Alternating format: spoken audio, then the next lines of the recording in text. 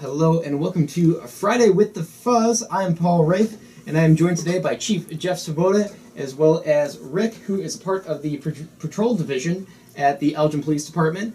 Gentlemen, welcome. Hey, thanks a lot for having us. We're kind of doing a little bit different format here this morning with you producing the show and hopping in on the conversation. I know, it's a little bit different, but I kind of like this whole roundtable idea, getting more discussion going, and trying to see where we can take this. Yeah, and so we encourage people to call in if they have any questions or anything. And I'm joined here this morning with Rick Damier with the obviously with the Elgin Police Department. How long have you been on now, Rick? 15 years. 15 years with Elgin, and I know we'll get into a little bit of your work history as well, but been with some other agencies as well and done some things in the fire side as well. So Rick's a very well-rounded officer who's done a lot of training for us inside the police department, but also outside in the community. So we're going to talk about some of the community education that we do around the city. Fantastic. So what do you want to hop into? Well, I think just kind of as a PSA to everyone, always good thing to start off with Coffee with the Cop. I think that's a great event that you guys hold, and that it's a great forum for people to come out and talk and get to know the police department a little bit better and have it be in a more casual setting. So tell us a little bit more about Coffee with the Cop. And Coffee with a Cop. I gotta slow it down a little bit. I haven't even had coffee yet. You've had too much? Oh, not enough yet. Okay. I just produce it naturally. But yeah, where's the next one gonna be? Yeah, Tuesday we had Coffee with a Cop. We had over at Paul's, kind of a staple in the Elgin community over on the west side. So we had a very large turnout, and we were on half of the restaurant. I think we took over about half the restaurant. The people there at Paul's are great, and so allowed us to kind of take over half the restaurant and had a nice conversation for about an hour, maybe about an hour and 15 minutes. And a lot of people, a lot of police officers were there, a lot of people were there, and so got some great discussion. Again, Anna Lally, Commander Lally, is the one who puts these on, and so she led the discussion. And everything from some traffic issues to how do we get more kids involved with things as well, and so it was just kind of one of our normal Coffee with the Cops, and it was a fantastic time. So thanks everybody who came out with that. I think the next one, and I'll get it before the end of the show here, the next one is going to be I think we're going to do an ECC. And so Christy, when we were sitting there, we had some people get back to us saying, I'd love to come, but I'm at Elgin Community College and I can't come out. Got class to do. So we said Christy said, we should try to do it at Elgin Community College. So I floated it with Anna, and I think she's already got it set up. So in the coming weeks, we'll be doing it out in the evening hours. So I think we're going to do it about 5 o'clock or so. And I'll give you the date and time here in a second. But sure. We're going to try and get that and have more college kids come. But anybody will still be available or allowed to come. So even if you're not on, not at ECC, but any of the residents who want to come out. So working with Elgin Community College and Dr. Sam and everybody, they're so great out there that they opened up their doors and said we can have one of our Coffee with the Cops there. So great. More to come with that. So it'll be a great time. So we had that on Tuesday, and then we also had a lot of arrests this week and press releases. Yeah, it seems like there's been a lot of action you guys have been seeing lately. And so before the show, you were talking a little bit. There's a burglary arrest that was made. Can you talk a little bit about that? Yeah, actually, you know what? And normally I do talk about all of the arrests, but Rick happens to be one of the people who was out on the scene. So we did have a burglary that occurred a little while ago and had to do some physical evidence. So Rick, do you want to talk a little bit about the burglary arrest? Sure. I was in the process of training a new officer. We responded to the burglary. New officer did a good job obtaining information from the victim, as I proceeded to obtain evidence from the area, taking photographs and such. And at one point was able to find an item of evidence that we were able to submit to the crime lab for DNA examination. And we're fortunate enough to return from the lab a match with that DNA, and which subsequently led us to a suspect. Yeah, and eventually able to do it. So the actual date of it was December 12th, and it was about noon that we went out there, and it was at the Lord's Park Museum was where the burglary was. So just great work, and this is what we talk about. Sometimes, people call us, we go out to a scene, it can be anywhere, the robbery, burglary, and, we like it when we make an arrest that day, but many times it takes a little bit of time. And there's physical evidence that needs to be collected and sent off to the lab, and then just a matter of the detectives or the responding officers taking the time, talking to witnesses, reviewing if there's any video around in the area, suspects, identifying who are potential suspects, start talking with people. So it takes a while. So from December 12th, and then we just made an arrest earlier this week. So it takes a little bit, but it was a great arrest, and took somebody off the street who was obviously doing burglaries around town and breaking in now to our museum, one of our treasured sites especially. and obviously the homes that are routinely burglarized as well. So we really have done a lot of work to try and reduce the amount of burglaries in town, because that's really one of the saddest calls you go to. I mean, there's so many in policing that are obviously really affect obviously not the families that are involved with the call, but also the officers. But burglaries, many times you think, oh, it was just a burglary, nobody was hurt, but you go into someone's home and things are thrown about and things are damaged, and people just feel so violated because someone's inside your home when you're not there. And things that are stolen mean a lot to you. Family heirlooms. Grandpa's ring. Grandma's wedding ring. Right. And so they're just items, and nobody was hurt. That's true, but it's just so devastating. And so when we put a ton of work in, obviously violent crime is so important, but those are people many times making rational choices and things, and many times it's the same players. Especially we're talking about gang violence. People are wittingly involved in that type of lifestyle.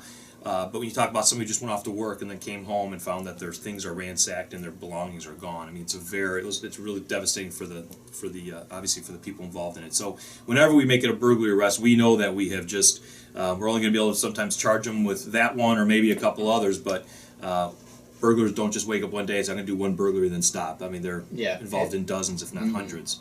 And Rick, let me ask you this: do you find it to be beneficial when you have a new officer with you that's still learning and still training, and to go out on those calls and to go and have them do some real world investigation and be on those scenes and kind of jump right into it and be at the forefront of any sort of investigative work? Absolutely. It's good for them to be able to see from start to finish in a case. Instead of just going out taking a report and then leaving the case to the detective bureau, it's nice for them to see the case from start to finish, to see what it takes to build a case, how important something as simple as a little bit of physical evidence can make a difference in obtaining suspect information and actually breaking a case. Fantastic, because for him to find that physical evidence, and then you said that there was DNA found that helped lead to the arrest. So that's huge. That's absolutely huge. So now Rick, we talked a little bit about how you've had quite the career in several different divisions throughout the years. Would you mind sharing with us kind of where you've been and how you wound up here with Elgin PD now? Sure. I started my career in law enforcement about 20 years ago in a southern suburb.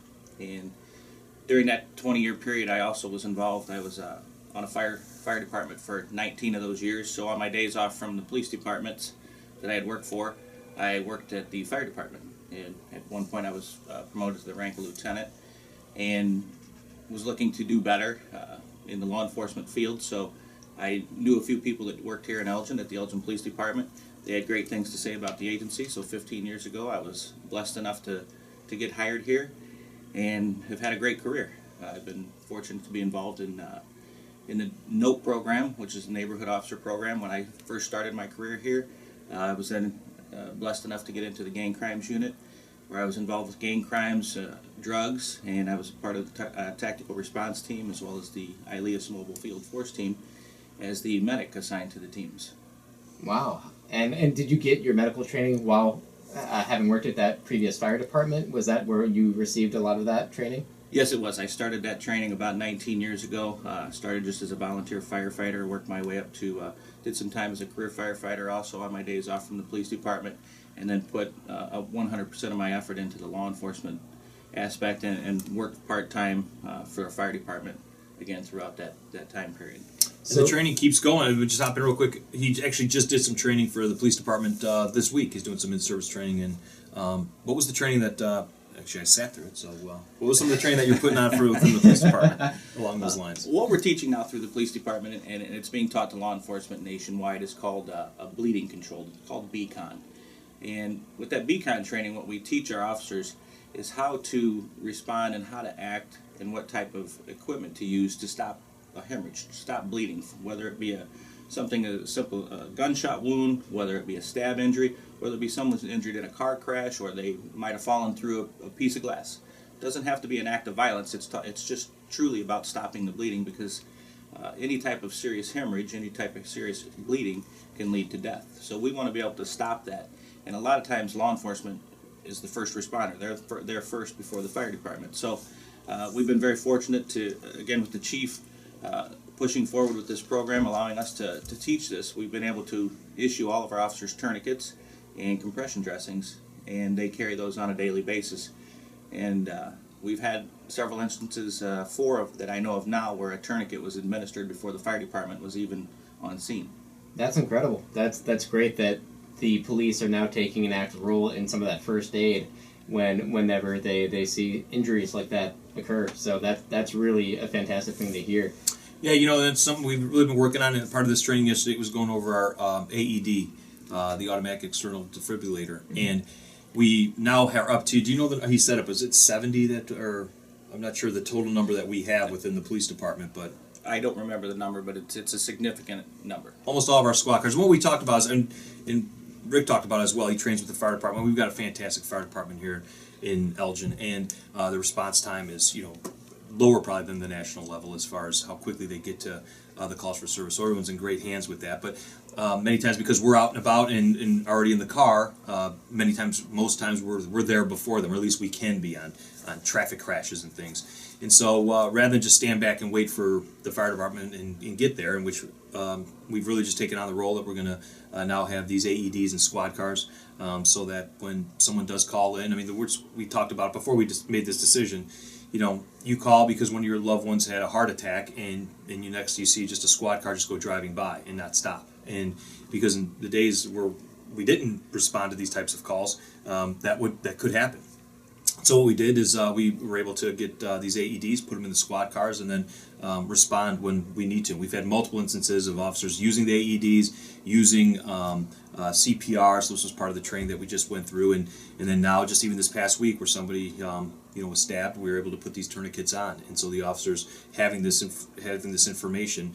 Sometimes when you're first on the scene, if you don't know what to do, it can feel helpless. In that minute or two before the fire department gets there, even as an officer, if you didn't know CPR, you know, that would feel like a long time in which you're not doing what you can be doing. So really through the talent that we have within the police department, we're able to train ourselves, and Rick is one of the trainers who really has taken on that role, and he's doing it inside the police department. And also maybe we could talk a little bit about how we started responding to the to kind of the active shooter after we've had multiple instances around the country of shooting incidents. Mm-hmm. You know, we've had businesses contact us in schools through some laws that have occurred that we need to go out, and schools need to actually have some safety drills in place. And so Rick's kind of the person who's been the point person with that. So you want to talk a little bit about those types of initiatives that we're working on?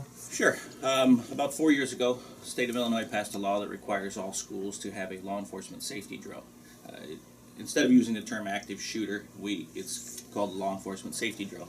And basically what it is it teaches the staff and the children what to do if there was some type of a violent situation inside of the school. And that is now transitioned, so all schools are mandated to do that drill. But what has happened is, with the acts of violence that are occurring nationwide, businesses as well as churches and other organizations now see that they need to pre-plan and have some type of training in place for their staff and their members also. So we've had several churches and other businesses reach out to the Elgin Police Department and myself and our training officer, and we're now able to go out to these locations and give them a pre-plan on what they should do, what do they do to stop these types of situations. You know, a lot of times we look at what we do when it occurs, but we talk to them about what to do before it occurs. And a lot of times, as the studies are done with the acts of violence incidents, a lot of times these may have been stopped because there was someone on social media, the bad guy put something on social media before they committed their act. And people look at social media all the time. Personally, I don't have it, but a lot of people see it. And after the fact, someone comes forward and says, well, I saw this on their Facebook page or their Twitter page, but I didn't think it was important enough to call the police department. So we need that community involvement if we're going to stop these type of situations. So we always tell the community, listen, if it's suspicious to you, then it's worth calling the police department for, whether it's a Facebook post, whether it's Twitter post, whatever social media site it is, whether it's somebody you see that doesn't look normal. If it doesn't seem normal, it's probably not normal. Please don't hesitate to call the police department. We need the public's view out there also to be able to stop these situations. So we've gone out to several several churches. We've been to the theaters, and what we do is we teach them what to do if someone were to get inside their building. And it goes back to the philosophy of run first, hide second, and fight third. We talk about the running. We tell everyone, if you can escape from the building, that's the best place. That's the best thing to do. One of the things we talk about when we tell them to escape from the building also, though, is we need to be accountable for everybody that's in that building. We want to be accountable for the personnel that we have on staff. We want to be accountable for our customers. So what we tell them to do is have some type of a secondary location. If they were to run, we want them to have a secondary location where they know that their staff should meet up. Then they can be accountable for everybody that they have. So that's one of the things when we talk about run. When we talk about hide, this goes back to the analogy, we want to hide, we want to lock ourselves in a room, turn our lights off, turn our cell phones on vibrate, keep quiet, hide in the corner, out of sight, out of mind philosophy. And a lot of times, we can't, because of budgetary constraints and that, some of the buildings don't have locks on their doors. So I give them the option, what do you do if you don't have a lock on the door? Well, most doors, if they don't have hinges, they have the scissor type hinge on the top. Something as simple as taking your belt off and tying that belt around that scissor hinge will impede the bad guy from being able to get inside that room. It stops that hinge from opening, which again stops the bad guy from being able to get in the room. The bad guy knows he has a very short amount of time to create as much chaos as he can. These historically and statistically last between 5 and 10 minutes at the most. So the bad guy knows this. Law enforcement's going to arrive and deal with the situation. And then when we get to the fight aspect of it, we tell people, look around the room. You have many things to do. Again, to use to fight. There are many tools. You have books, whether it's a school, whether it's a church, no matter what it is. You have books. Everyone has a set of keys. Everyone has a cell phone. Chairs, tables, things of that nature. And we always tell them, remember, this is not just a normal low battle here. We're talking about fighting for your life here. So again, that's always the last resort. And that's what we teach people. And really, it's so important as people realize, there's always things that everyone can do. Nobody should consider themselves helpless, and nobody should, whether that's before something happens. I mean, look around your office when you go into work today. If somebody were to come in your office and want to do bad things, where are your escape routes, And it's not crazy thinking, some people, I don't want to be paranoid, go through life paranoid, but it's the idea that any one of us at any time can be put in a position where it's life or death through no fault of your own from just going to work. Right. And so, I tell people, think about it at every traffic light you go to, where people get up right on. I remember one of my first days on work, and it's stuck with me to today. Is at a red light, stopped right behind the car in front of me. Up on his bumper, and the officer said, "Okay, what happens right now if that guy gets out? Where are you going? You're landlocked. You can't move forward. You can't move back."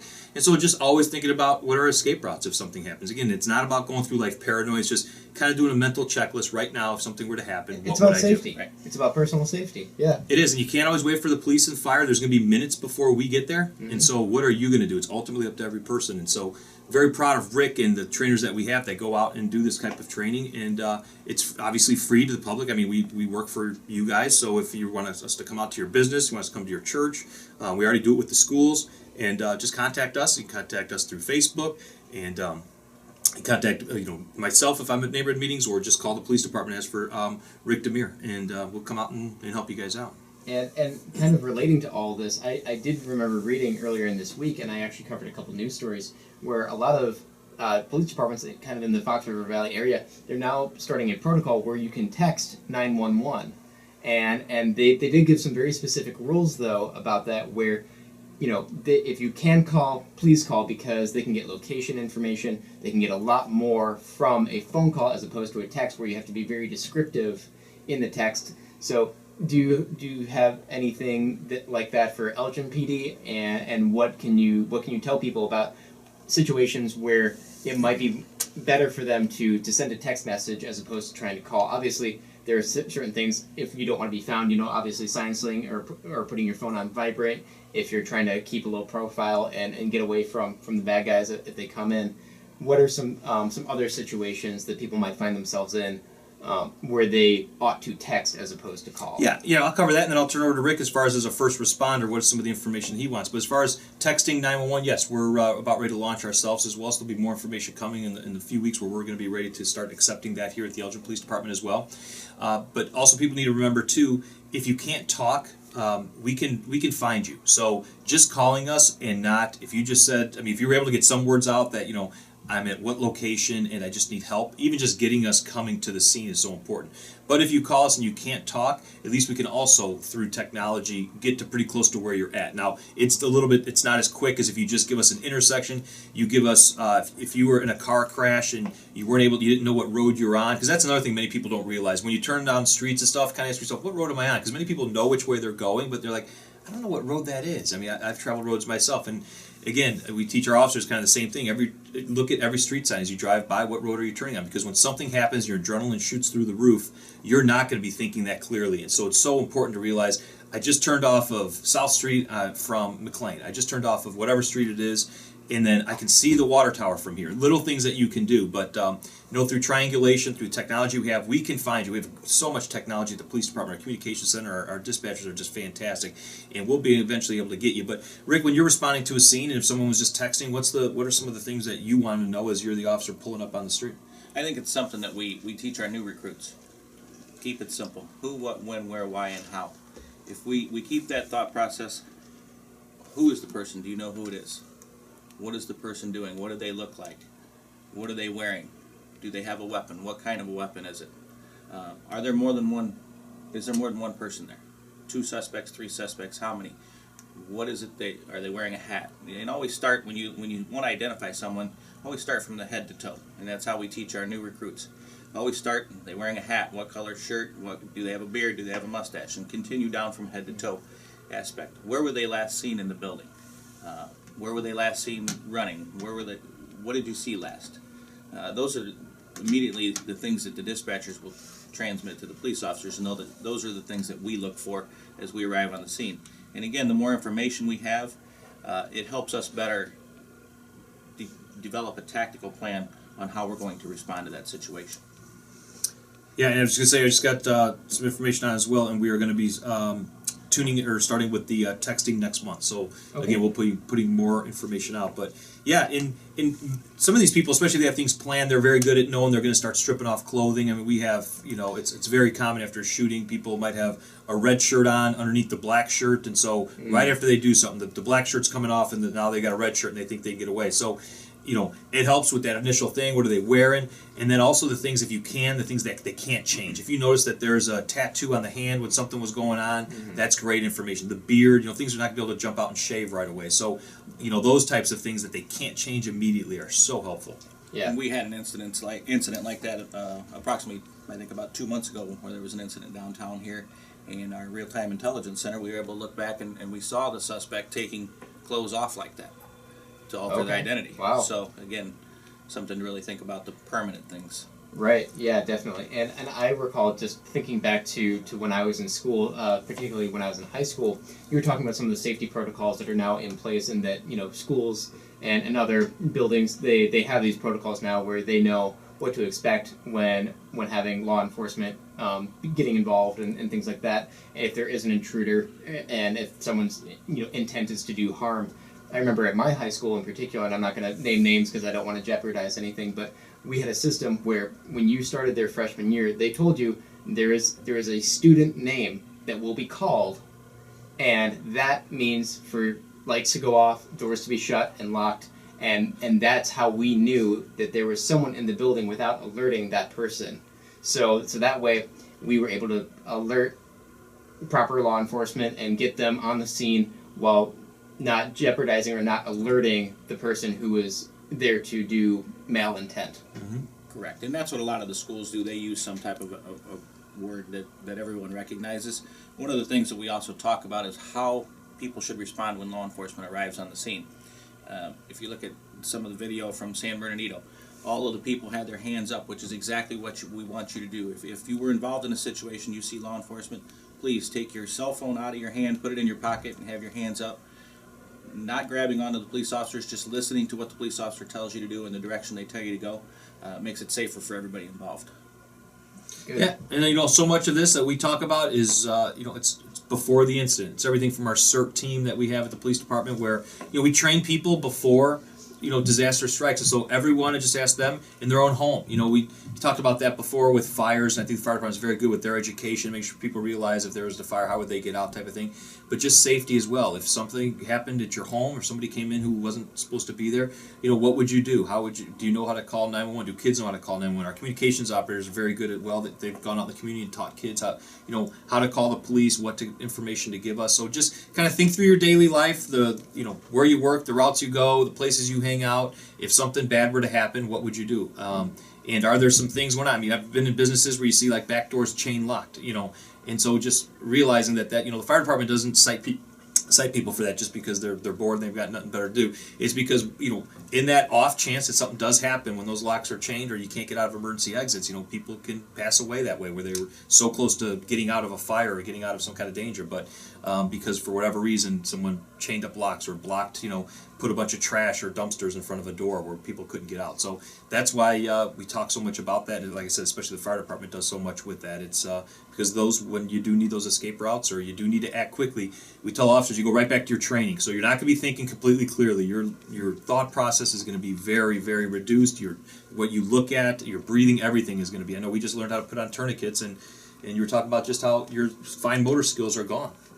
Yes, not only your fine motor skills go, but you also have to realize the stress level kicks in, and we teach our officers to administer the tourniquet to themselves, self-rescue. Mm-hmm. And when we talk about blood loss, we start thinking about the fact that the more blood you start to lose, your mental status gets altered, and you're not making the right decisions. So we give that philosophy. Usually with some type of a serious arterial bleed, you're looking at a 3-minute a time before death. And so we tell them, we use the 3 minutes as that window, but in that first minute, your mental status has diminished. Mm-hmm. And so the ability to put that tourniquet on by yourself with diminished status starts to lower also. So that's why we teach our officers to do this on a regular basis. We have them do this in roll call trainings, usually every month or two, just to keep them proficient at the skill. Definitely. And the thing is, we were talking a little bit earlier on the show, and we were talking about how there have been several arrests made. There's been a lot of activity going on this past week. And I think one of the instances were something like this sort of medical attention that the Elgin PD is now training to do, and other police departments around the country are training to do. There was an instance, there was a kidnapping that occurred, and I believe that the victim of it, she had some burns that had occurred to her by one of the suspects, and one of the suspects had been apprehended. Is that correct? Yeah. So we made one arrest, and now we are still actively. I was talking with Lieutenant Saganik of our Major Investigations Division. We have a couple other people identified, and we are trying to get them into custody. So confident we'll be making more arrests in that case soon. But for people, if they want to see the whole press release, it's out on our Facebook page. But yeah, we were sent over on that happened on last Saturday morning. We were sent over and were able to find a victim that was exactly as you said, kidnapped, had some burns to her body. We were able to get her some medical attention, and then start the investigation. Made one arrest, and there's about 4 or 5 people involved in it, and so we're confident we'll be making the rest of the arrests and put out a more updated press release here in the coming days. Great, fantastic. It's always good to hear that there's progress being made in cases like that. And I got the date, as I said, I knew we'd have a few things. First of all, 70 AEDs are deployed out in the field, and also April 4th at 4 p.m. we're going to be having our Coffee with the Cop at Elgin Community College to get kind of a different type of crowd involved. So we're going to go to the college kids out on April 4th at 4 p.m. and more information on that will be coming out as well. So, and we did, it sounds like, make another arrest on that case as well. I'm getting more information in as we speak. So another person is in custody on that. So we'll keep the information coming. Refer everybody to our Facebook page, where as soon as we get the information, Christy does a great job getting that out right away. So it's been kind of a little bit different kind of format here today, but... But it's definitely been a good one, and we want to thank Chief Jeff Swoboda. Thank you, as always, for coming to be a part of Friday with the Fuzz. Rick Damier, thank you so much for your insight and for all that you do for the Elgin Police Department, all the training that you've been doing for all the different officers, and it sounds like there's a lot of good things going on at Elgin PD right now, and it sounds like it's going to continue to get better. And as we move into next month, we'll bring it up again once it's in place, but being able to text 911, and we'll kind of recap at some point what people should attempt to do, and calling as opposed to texting, and if they do have to text, what to include in those messages so that the right information gets to you guys so they can respond as quickly and as accurately as possible to this. We'll do that, and we'll maybe we can bring in one of our communications operators who they're going to be the ones answering those. So what is the information they need and they want to do. So thank you for having us, and WRMN for always allowing us. And I just want to do a quick shout out to Dick Fricky, who missed our coffee with a cop this past week. So we went out and sat with his wife Millie for a little bit over at Sherman West Court. So he's on the mend right now, and just want to say get well soon, buddy. Get well soon, definitely. So, Jeff, Rick, thanks again for joining us, and you've been listening to Friday with the Fuzz here on WRMN, AM 1410 in Elgin.